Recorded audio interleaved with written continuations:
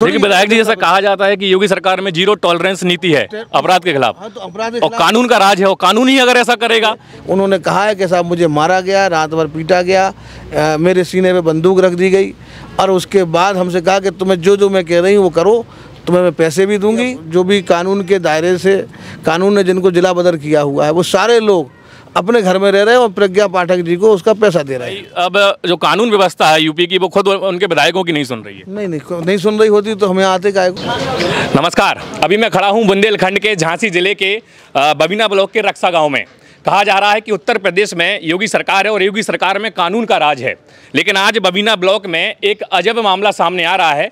इसी कानून राज के खिलाफ जो है, ऐसा बताया जा रहा है कि यहाँ के विधायक जी जो हैं श्री राजीव सिंह पारीछा जी, वो यहाँ पर बैठे हुए हैं और लगातार जो है लोग यहाँ पे इकट्ठे हो रहे हैं। पूरा मामला जानेंगे कि पूरा मामला क्या है। आप भीड़ देख लीजिए, चारों तरफ कैमरा घुमा दीजिए, आप भीड़ देख लीजिए कि कितने सारे लोग यहाँ पे, ये सारे लोकल के लोग ही बता रहे हैं, बबीना ब्लॉक के ही सारे लोग हैं। विधायक जी से सीधा पूछेंगे कि आखिरकार मामला क्या है। उसके बाद हम जो दूसरा पक्ष है, मतलब जो कानून व्यवस्था है, उनसे भी, किसी जिम्मेदार व्यक्ति से उनकी बाइट लेंगे, उनसे भी पूछेंगे कि क्या है पूरा मामला।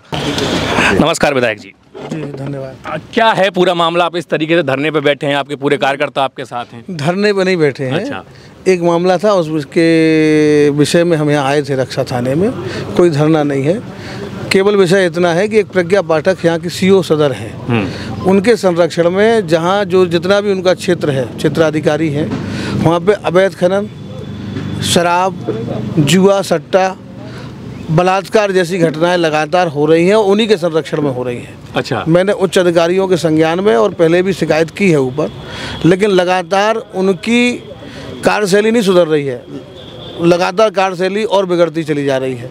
अपराधियों को संरक्षण देना, उनको घर से खाना आना, उनको भोजन कराना, गैंगस्टर जितने भी हैं, जिला बदर हैं उनके क्षेत्र के, सभी अपने घर में रह रहे हैं उनकी कृपा से। अच्छा। और सबके प्रमाण हैं, और सब उनसे उनको महीना देते हैं और महीना देके वो अपने घर में रहते हैं। जितने जिलाधिकारी या जो भी कानून के दायरे से कानून ने जिनको जिला बदर किया हुआ है वो सारे लोग अपने घर में रह रहे हैं और प्रज्ञा पाठक जी को उसका पैसा दे रहे हैं। प्रज्ञा पाठक के यहाँ अपना कानून है, जितना भी इनका क्षेत्र है। गरोठा में थी तो वही स्थिति थी, चिरगांव थाने में थी। मात्र 1.5 साल की नौकरी है उनकी, लेकिन 1.5 साल में इतनी दबंगई से गलत काम कराना, अवैध काम कराना, शायद ही पूरे प्रदेश में कोई अधिकारी होगा। इनको प्रशासन का डर नहीं है, सरकार की मंशा के खिलाफ लगातार काम करती है। एक अभी हत्या हुई है थाना बड़ा गांव में, कुछ बलात्कार की भी घटनाएं आई हैं। पैसा लेके उन्होंने आरोपियों को छोड़ा है, उसकी शिकायत भी कप्तान साहब से हुई है। कप्तान साहब ने उस संज्ञान भी लिया है। और ऐसे पीड़ित अनुसूचित वर्ग के, SC ST वर्ग के लोगों को हमेशा दबाना, धमकाना। एक अभी घटना हुई है हत्या की 10 तारीख को। उस घटना में अपराधियों को तो बड़े मलाई, रबड़ी, पूड़ी खिलाई जा रही है, थाने में घर से भोजन आ रहा है। अच्छा।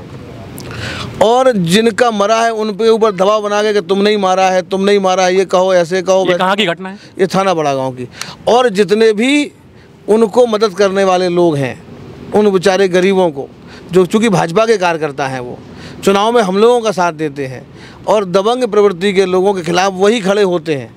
और ऐसे लोगों को संरक्षण देना, अपराधियों को, और गरीब SC वर्ग के लोगों को दबाना, धमकाना, और उनको ही ये कहना कि आपको ही ये मर्डर स्वीकार करना पड़ेगा, और जिनके मैं नाम लूँ ये कहो कि इनने आपसे मर्डर करने के लिए कहा था। अच्छा। कई ऐसे लोगों के भी नाम जिनका कोई लेना देना नहीं है, उनके भी नाम ये दिलवा रही। मैंने वीडियो में रिकॉर्डिंग करी है, पुलिस के सामने, SP सिटी साहब के सामने हमने रिकॉर्डिंग की है। उन्होंने कहा है कि साहब मुझे मारा गया, रात भर पीटा गया, मेरे सीने पे बंदूक रख दी गई, और उसके बाद हमसे कहा कि तुम्हें जो मैं कह रही हूँ वो करो, तुम्हें मैं पैसे भी दूंगी, तुम्हें बचाऊंगी भी। प्रज्ञा जी? हाँ, प्रज्ञा आरोप है मेरे पास प्रज्ञा के खिलाफ, और कई शिकायतें हैं प्रज्ञा के खिलाफ। तो ऐसे CO जो सरकार की मंशा के खिलाफ अपनी खुद की सरकार चलाते हैं, कानून का उनका कोई लेना देना नहीं है, वो स्वयं कानून है, स्वयं सरकार है, ऐसे लोगों के खिलाफ कार्रवाई हो। मैं तो समझता हूं कि ये जितने भी अपराध हो रहे हैं, अपराध का भी प्रकरण सीधा उन्हीं के संरक्षण में हो रहा है, वही करा रही हैं, तो उनके ऊपर भी कार्रवाई होनी चाहिए। ये देखिए विधायक जी, जैसा कहा जाता है कि योगी सरकार में जीरो टॉलरेंस नीति है अपराध के खिलाफ। हाँ, तो अपराध और कानून का राज है, और कानून ही अगर ऐसा करेगा तो हर चीज़ को समय लगता है ना। ये तो 2-4 दिन की घटना है। हाँ। तो जैसे ही वहाँ हम लोगों तक जानकारी आई तो हम जीरो टॉलरेंस के तहत ही तो यहाँ बैठे हैं। नहीं, मामला थाना बड़ा गांव का, आप रक्षा थाने तो वो रक्षा में लाए गए थे ना, वो अच्छा, रक्षा में जिनको लाए गए थे रक्षा में आए थे। तो हमसे कहा गया कि आप सीओ मैडम ने यहाँ पूछताछ कर ली, आप एक बार देख लीजिए, विधायक जी संतुष्ट हो जाइए। बेचारे रोने लगे मेरे सामने कि साहब तो हम रात भर से मार रहे हैं, कि नहीं ये कहो नहीं तो गोली मार देंगे। ये स्थिति है सीओ। तो कुल मिलाकर सीओ मैडम आपकी ये भी है कि जिन पे आरोप है वो गैंगस्टर हैं, अपराधी हैं, जिला बदर हैं। उसके साथ साथ जिनका मरा है, इनके ऊपर कई बार हमले कर चुके, उसके भी मुकदमे दर्ज हैं, और कई जुआ कराने के, स्वयं को गोली मारने की भी मुकदमे दर्ज हैं। इसके ऊपर लालू यादव ने अपने पैर में गोली मार के 307 का मुकदमा लिखवाया था। बाद में जब पुलिस से हमने संपर्क किया, विवेचना कराई, तो उसने स्वयं अपने पैर में गोली मारी थी। तो ऐसे अपराधी जो स्वयं अपने को गोली मार सकते हैं, वो कितने लोगों की हत्या कर सकते हैं? बड़े गंभीर आरोप लगा रहे हैं विधायक जी। नहीं, गंभीर आरोप है ना, ये तो सब प्रकाश में है, सब रिकॉर्ड में है। ये केवल पूरे झांसी जिले में एक सीओ है प्रज्ञा पाठक, इनके संरक्षण में सारे अपराधी मस्त हैं।